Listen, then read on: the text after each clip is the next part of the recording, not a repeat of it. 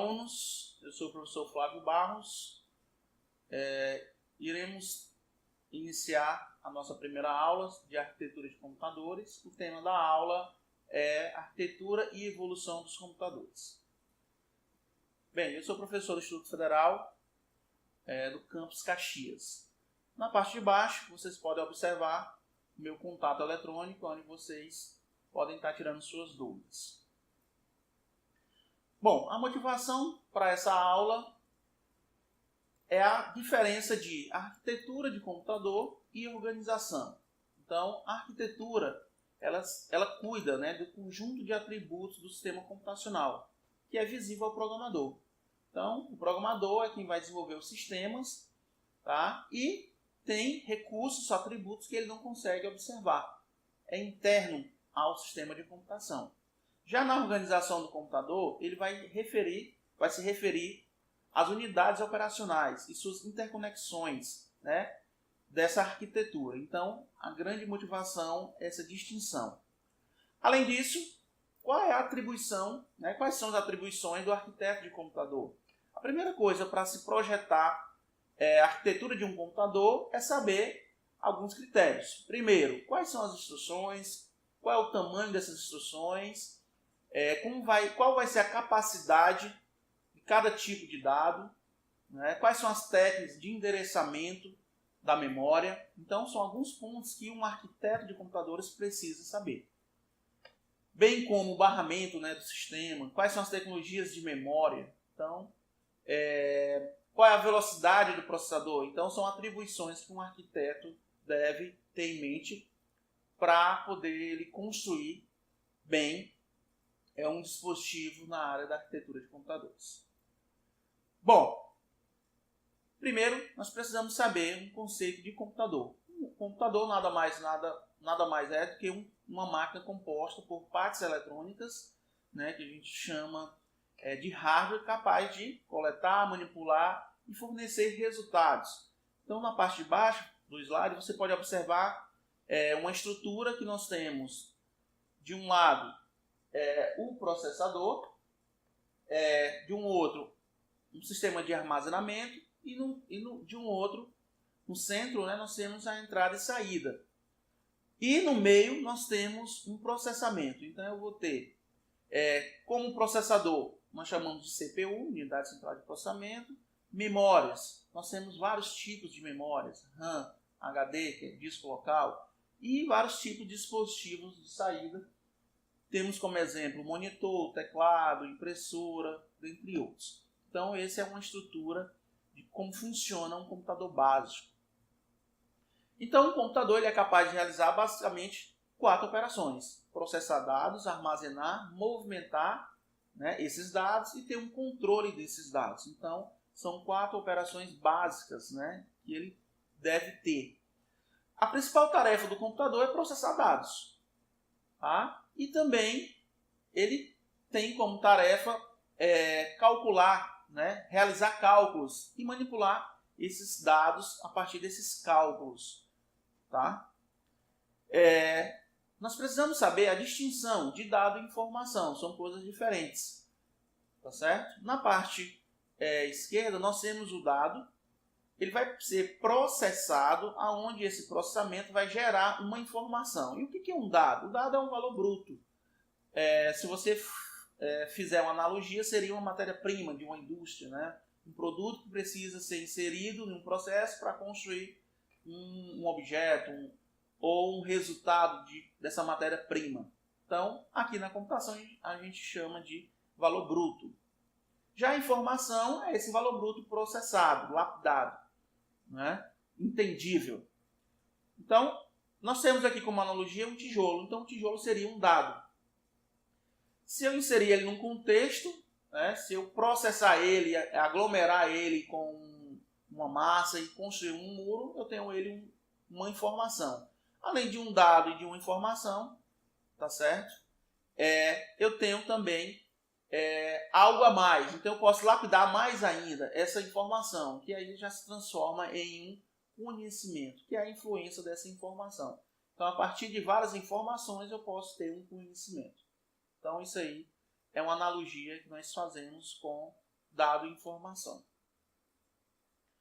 Na computação, nós sabemos que o computador só entende dois valores, 1 e 0, a gente chama de dígito binário, certo?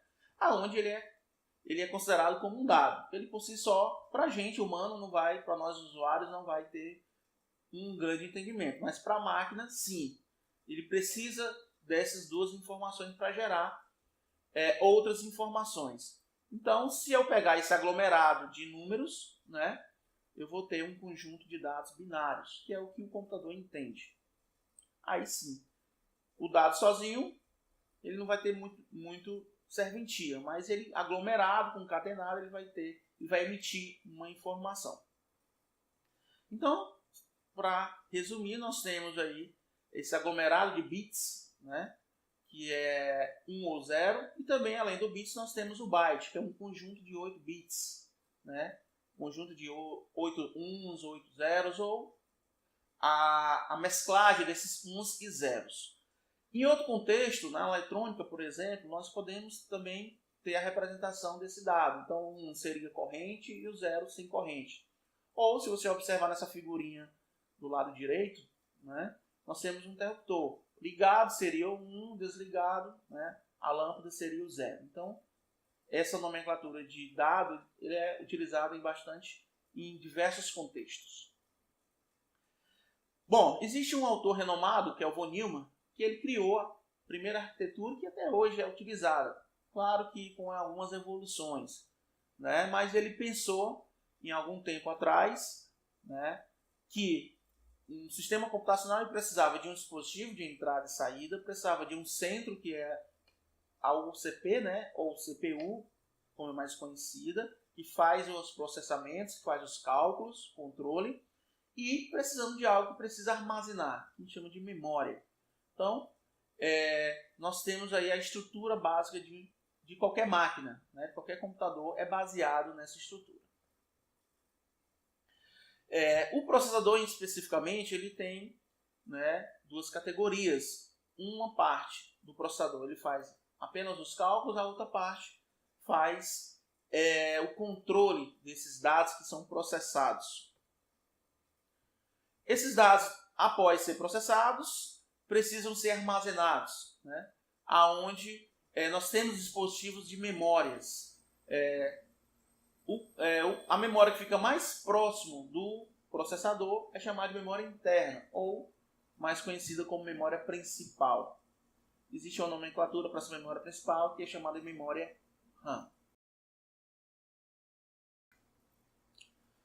Bom, passando para a evolução dos computadores, nós tivemos, né, o primeiro dispositivo para realizar cálculos. Não era nada eletrônico, automecânico, né? Era um instrumento para fazer cálculos, né, que é chamado de ábaco. É muito utilizado no sistema educacional, na área de crianças, né, para ensinar as crianças a contar os primeiros passos na matemática. Então foi o primeiro instrumento aí para realizar cálculo. E ele teve sua contribuição, né, para chegar a construir as máquinas. Em seguida, nós tivemos o primeiro computador mecânico, né, que é chamado de Pascalina, que o autor é o Blaise Pascal. Então, esse instrumento aí do lado esquerdo, né, amarelo, então, foi o primeiro computador mecânico. Em seguida, foi sendo evoluído, né, com outros computadores eletromecânicos. Nenhum desses três aí tinha nada de eletricidade, era tudo mecânico, né, com engrenagens e manivelas para realizar cálculos. Bom, o primeiro computador propriamente dito, né, foi em meados de 1940, né, denominado Mark I. Ele teve uma grande contribuição, ele era imenso, né, ocupava uma sala inteira. Né, ele tinha 15 metros de comprimento, com 2,5 de altura. Né, então, mas ele fez bastante história nessa evolução dos computadores e dando continuidade para outros computadores, assim como o ENIAC também foi um dos computadores bem representativos na evolução dos computadores. Também era bastante grande, né? Utilizavam válvulas. Já na década de 70, nós tivemos a evolução, né, dos computadores pessoais, né, dos desktops, os primeiros desktops. Mas você pode observar pela figura, não tinha muito interatividade, né? Não tinha muitas cores. Então o design era um pouco arcaico, mas contribuiu bastante para aquela década. Já na década de 80, a IBM, uma das grandes empresas, né, no ramo de construção de computadores, né, iniciou, como toda e qualquer pequena empresa, tinha apenas poucos desenvolvedores, né, então construiu algumas máquinas, né, nessa época aí. Também duas máquinas conhecidíssimas, né, que foi o Lisa, da Macintosh, né? Então, em 83 também teve bastante sua contribuição. A partir de 83 iniciou esse processo aí, a criação, né, do mouse. Então teve uma grande contribuição, né, uma revolução aí de você conseguir manipular a tela, as janelas. Então foi em meados de 82, 83. Já em meados de 90 entra também uma empresa bastante atual no mercado, que é a Intel, né, com seus famosos 386, 486, né, já tendo uma visão aí, já bem característica do que nós temos ainda hoje, né, dos nossos computadores pessoais. E já na evolução, na era 2000, né, nós já tivemos aí a evolução dos desktops, os computadores domiciliares, de escritório, né, já bem mais robusto, com cores e software mais robustos para resolver os problemas diversos aí dos usuários. Além desses computadores, nós temos também os supercomputadores, então que eles fazem grande processamento. Então você pode observar aí, nós temos 4 bem famosos, né, o Titan, o Jaguar. Então eles são grande quantidade de processamento, serve para fazer cálculos metodológicos, matemáticos. Então eles não são usados em casa, né, são usados por empresas específicas, né, como a Google, como a IBM, como a NASA. Então são grandes empresas que utilizam esses supercomputadores. Pode observar aí uns data centers, né, da NASA. Então são grandes computadores que precisam armazenar bastante informações. Bem, nós temos alguns tipos de computadores, né? Os descartáveis são pequenas estruturas, né, utilizando algumas tecnologias específicas, como é o caso aí do RFID, que são para fazer identificação de rótulos, cartões, né, etiquetas. Então eles são descartáveis. Usou naquela determinada situação, ele vai ser jogado fora, tá? Mas ele é considerado um computador. Ele tem algo que vai processar, que vai mandar informação, que identifica alguma coisa. Em seguida nós temos microcontroladores, né? São placas que fazem manipulação de alguma coisa. Então é embutido em outros equipamentos, né? Como carros, relógios, telefones. Então são chamados microcontroladores. Nós temos aí essa plaquinha chamada Arduino, bastante utilizada atualmente, né? Para fazer funcionar a internet das coisas, você fazer com que uma lâmpada acenda através dos seus dispositivos, né? Do smartphone. Eu deixo como sugestão aí 2 vídeos bem interessantes sobre o assunto, né? No YouTube, você pode estar acessando para complementar esse conteúdo de microcontroladores. É bastante interessante. Nós temos alguns computadores de jogos, tá? Não são computadores para jogos, são computadores de jogos, que são denominados de console. Então nós podemos observar aí um aglomerado aí de plataformas para jogos, né? Diversos tipos de jogos, né? Para consoles, né, para games, melhor dizendo, tá? E é considerado um computador também. Ele tem memória, ele tem processamento, né, ele tem dispositivo de entrada, que é o joystick, então ele é considerado um computador. Já na nossa realidade, nós temos o computador portátil, né, que ele tem como característica ser mínimos, né, menores, também faz operações diversas aí, como os tablets, PDAs, certo? Os computadores pessoais, que é o que a gente utiliza geralmente em casa, nas empresas, né, ou para jogar mesmo, né, tem tem um público muito grande, né, de games online, então você utiliza um computador pessoal. Um computador que é utilizado mais em empresas são os servidores, né, eles são mais robustos, eles precisam processar a maior quantidade de dados, eles são chamados servidores. Então, é mais utilizado em empresas, né, corporativas, para controlar outras máquinas, né, chamam de rede de computadores. Então, nas redes de computadores nós temos servidores e os computadores pessoais, os computadores finais.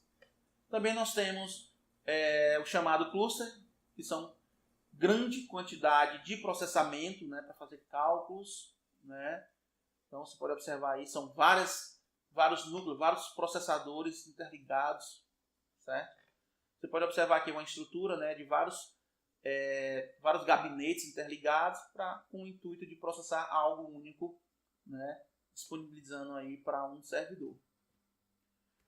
Foi muito utilizado esse termo, né, para esses grandes computadores, grandes processamentos, chamado de mainframes, na década de 60. Tá? Também eles conseguem manipular e processar grandes informações de dados. E, como eu já mencionei anteriormente, os supercomputadores, né, que têm um altíssimo desempenho e processamento. Eu deixo aqui também alguns vídeos bem interessantes sobre supercomputadores. É interessante que você busque além, né? Tem um documentário bem interessante aí sobre a evolução desses supercomputadores. Deixo aqui as referências da nossa aula, né, para complementar, tá? Alguns autores renomados como Tannenbaum, Stalin, e vocês podem estar complementando aí nessas obras literárias aí, tá? E obrigado pela atenção.